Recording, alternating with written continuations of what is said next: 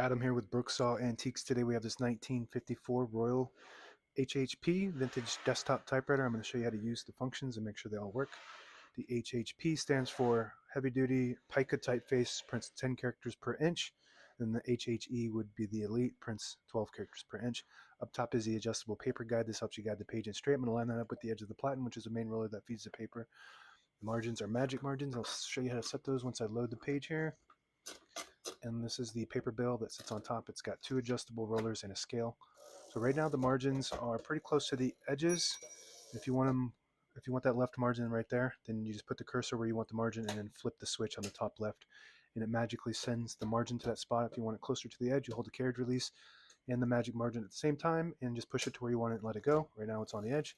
And same concept with the right side. If you want it in the middle, you just put the cursor where you want it and then just flip the magic margin lever on the right side and it sends it to that spot magically. If you want it closer to the edge, you hold the carriage release and the magic margin at the same time and then let it go where you want it. Now I have them on the edges for maximum clearance.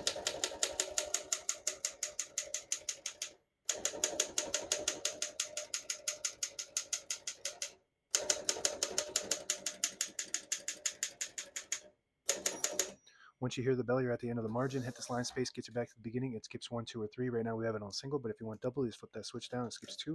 One more, it skips 3. We're going to keep that on single for now and finish typing. As you can see, all the keys type nice and none of them skip or stick. I'll type a sentence in red on the next line and switch from black to red. There's a switch on the right side here. Flip that all the way over to the left. It prints the bottom portion of the ribbon, which is red. When you have it in the middle, it prints the top portion of the ribbon, which is black. When you move it all the way to the right, it doesn't print any ink at all. It just leaves a stencil for copying purposes. We're going to move that all the way over for red.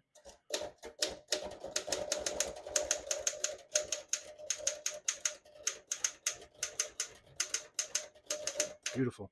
This is almost like, it feels like an electric. It's so easy to type on, meant for office work, daily typing all day, every day.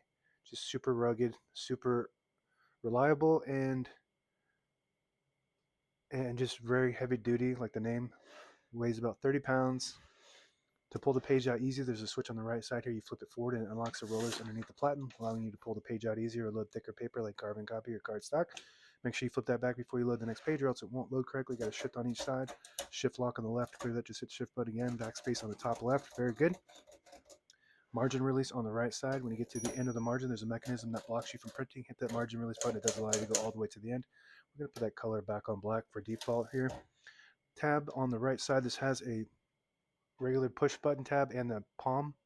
So when you're typing, you can just use your palm. So it's easy access. And you set your tab by hitting set. I think we have some already set. So I'm just going to go through and clear all those by hitting that tab clear button. So now we should have no tabs, but I always like to keep one set somewhere in the middle so that way when you hit the tab button, it doesn't go slamming all the way to the end, causing wear and tear on your typewriter. And I just hit this tab set button on the right there to set. And then we're just going to test it. This is the palm one, and this is the regular push button one. They both work really good. And I'm just going to keep that tab right there. Open the hood with this button here. You don't want to try to rip this hood open because you can bend this. So you just want to use that button like that.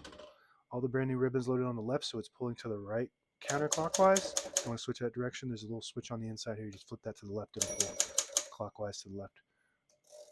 And we want to swap it to that right side. This is your touch control. There's loads of spring underneath the mechanism there that will increase the tension when you hit the keys. You do have to hit them a little harder for them to print when it's on high, but they respond faster, so you can just play with that to see what your preference is as far as the touch control goes. And as you can see, like most portables, they wind and they're threaded over the top, and on most desktops they're underneath. I don't know why I didn't look that up. And I think that's it for the keyboard. On the right side of the carriage, I already showed you the carriage release, and left side. Very good. Very nice condition machine all around. If you push in the button here, it disables the spacing so you can get to an exact spot on the page. You let it go, you get the clicks. Each one of those clicks is one space. And the same concept with this lever here. You flip that forward, it disables the spacing. You flip it back, you get the clicks. And this is a function that most typewriters don't have. It's the tension. You can increase the tension of the carriage. So that's mainly for dealing with the tab. If you want to get to the tab faster or slower, you mess with that. And it just pulls the carriage faster and has more strength. And also it's Just depends on your style when you return it. If you don't like a lot of friction when you return it, right now it doesn't have a lot, so it's easy to return, and you can mess with that. And that's it. Now available on eBay or Etsy. Search Brooksaw Antiques.